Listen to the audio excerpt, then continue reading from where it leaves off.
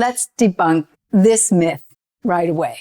When it comes to leading change, there's no such thing as hard and soft skills. There are technical skills needed for analyzing the problem, planning, tracking, and managing the activities to ensure the concrete aspects of the event are accomplished.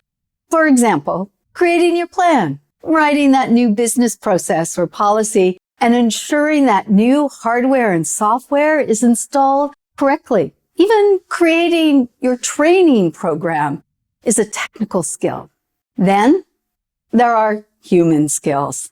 These are the skills that are needed to enable, support people as they navigate that journey and ensure that those new activities and behaviors stick. For example, curiosity to understand people's response to the event, conversation, empathy, and compassion for the journey of the people doing the heavy lifting. And these skills impact your success. We need to stop referring to them as soft skills. Stay tuned, and I'll tell you why. We don't have time for all this soft stuff. We have a plan. We just need to push it through. That's what one leader said as we were talking about what was needed to move his organizational change effort forward. He was frustrated. Things were moving slower than he wanted, and he believed his employees were resistant to change. Ironically, his unwillingness to engage in the soft skills was part of the problem. Technical skills are important and they're necessary, but more is needed to enable change. You need those human skills. That's why I advocate to stop referring to these skills as soft. They are human skills. Referring to these skills as soft diminishes their importance. They become devalued, ultimately dispensable. However, they are critical to your organizational and your change success. Human skills are anything but soft.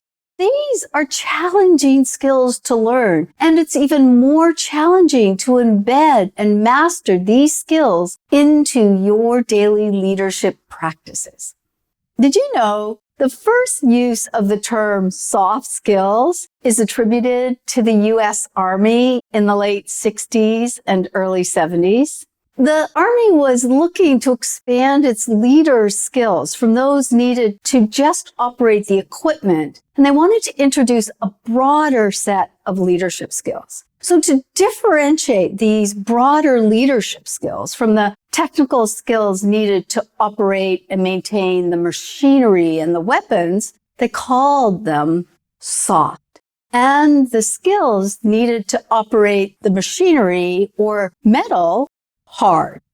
On the surface, that made sense. But one of the unintended consequences of calling these human skills soft was that over the years, they've gained a reputation for being less important, contributing less value, and even being unnecessary.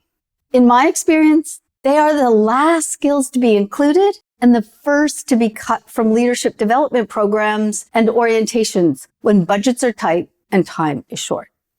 However, I see a subtle shift changing in that. A 2020 McKinsey survey found that the biggest increase in companies that were investing in skill development were the social and emotional skills. The survey also found that companies addressing interpersonal skills, such as empathy, had nearly doubled from the previous year. Change is a human journey. To enable the changes in your organization while maintaining a healthy, viable, and sustainable organization with people who don't fear change, you need people who have the skills to navigate the complexities of change. Build strong teams with motivated people willing to step outside their comfort zone. There are 3 human skills that, when mastered, significantly and positively impact your organization's growth and its capability to respond to a rapidly changing environment. The first one, curiosity. One of the most potent and foundational human skills that will transform how you and others interact with change is curiosity. What makes curiosity such a powerful tool for change is that it opens us to the possibility of change without triggering a stress response. For the people impacted by the change, it can decrease the uncertainty and the stress of change. Practicing curiosity also reduces your stress, frustration, and potential conflict when you are leading change. It's hard to be frustrated and inquisitive at the same time. Skill number 2, empathy and compassion. Empathy is recognizing and connecting with another person or group's experiences, beliefs, and feelings. Compassion is recognizing and connecting with another and having a willingness to reduce or alleviate their discomfort. These skills work interdependently and are needed to build the readiness for you to achieve the desired outcomes that you want with the changes that you are initiating. Empathy allows you to understand, see, and feel the change from the perspective of the people who will do that heavy lifting. Compassion cues you to take action, build readiness, which will eliminate the resistance.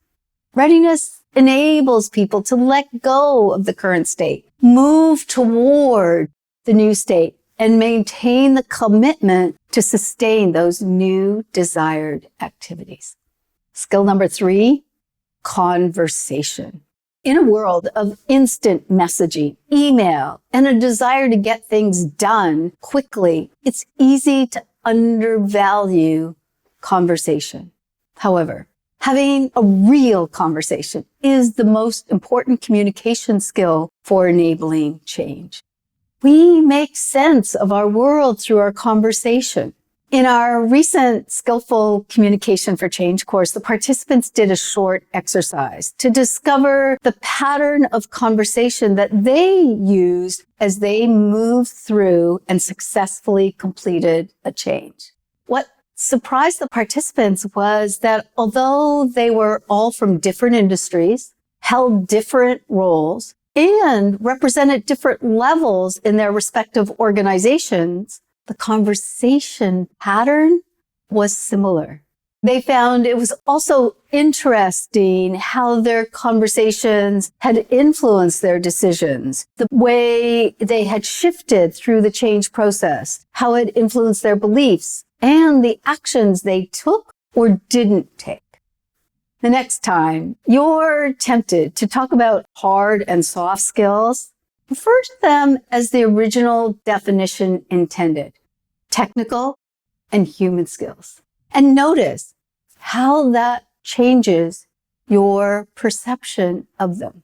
Before you go, I invite you to share this video with a leader that's navigating change, to encourage them to value and demonstrate human skills as they are supporting their teams. That's all for now. I hope you like this video. Bye for now. See you soon.